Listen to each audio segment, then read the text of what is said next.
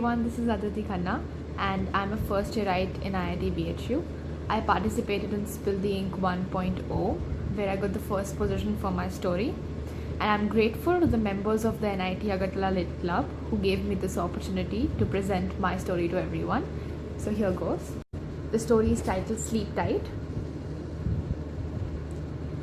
Finally, I found the courage to pull the trigger. The bullet went right between his eyes and he fell down. She diverted her attention from her killer to her savior. She looked at me with absolute confusion before she screamed with pain.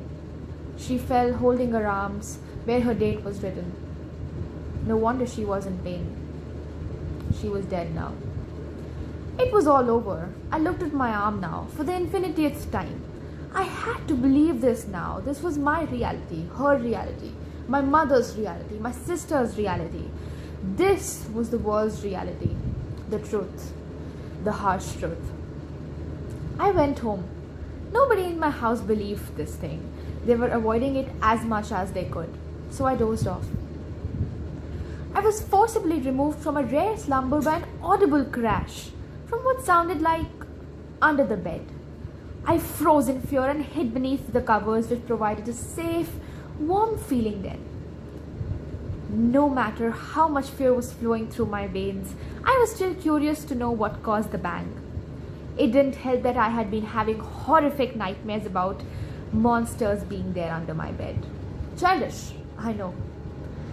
A surge of courage ran through me like lightning. I pushed my covers and taking a deep breath, I peeked under the bed. I backed away, breathing deeply, sliding under my duvet covers.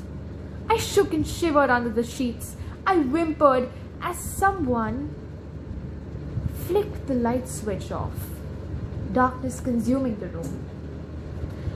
A large hand gripped my mouth shut. I turned my head only to see a shadow. No one can hear you now. No one will hear you scream, said a sharp, breathy voice. My muffled shouts echoed in the pristine room.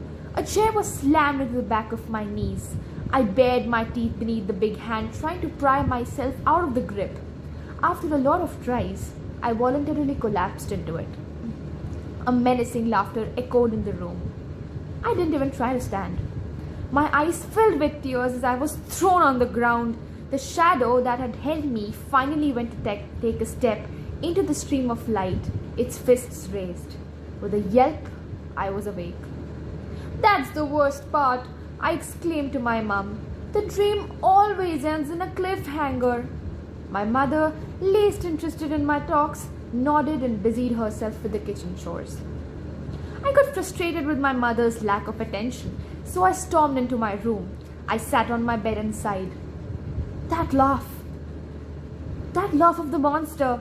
I swear I could hear it beside me. I gripped my hair in anguish. I'm not insane, am I? I muttered. A giggle erupted. Certainly not, it replied. I whipped myself around to come face to face with nothing. My insanity was becoming just worse.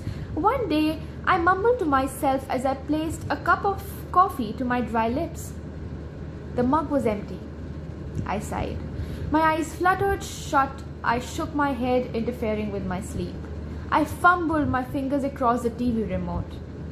Its luminescent light illuminated the small room.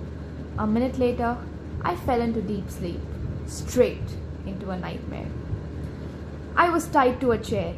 The monster's claws tore the ropes from around my body. A knife glimmered in the light beside me. The monster was preoccupied, looking in the opposite direction. I grabbed the knife and threateningly directed it at the monster's back. Please don't kill me. Please don't hurt me. The monster strangely sounded just like me. I had had enough with this madness. This insanity was killing me. I was ready for another murder. I pushed the knife straight through the monster's body, through his heart. I struggled to pull the knife out as the monster's muscles contracted around the knife.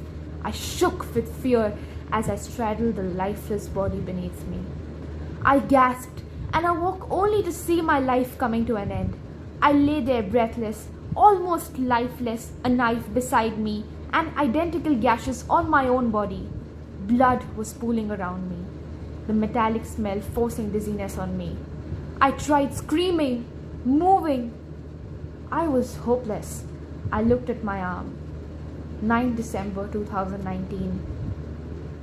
11 o'clock. 5 more seconds to go. 4, 3, 2. It was a battle I was destined to lose. 1. Over. Thank you.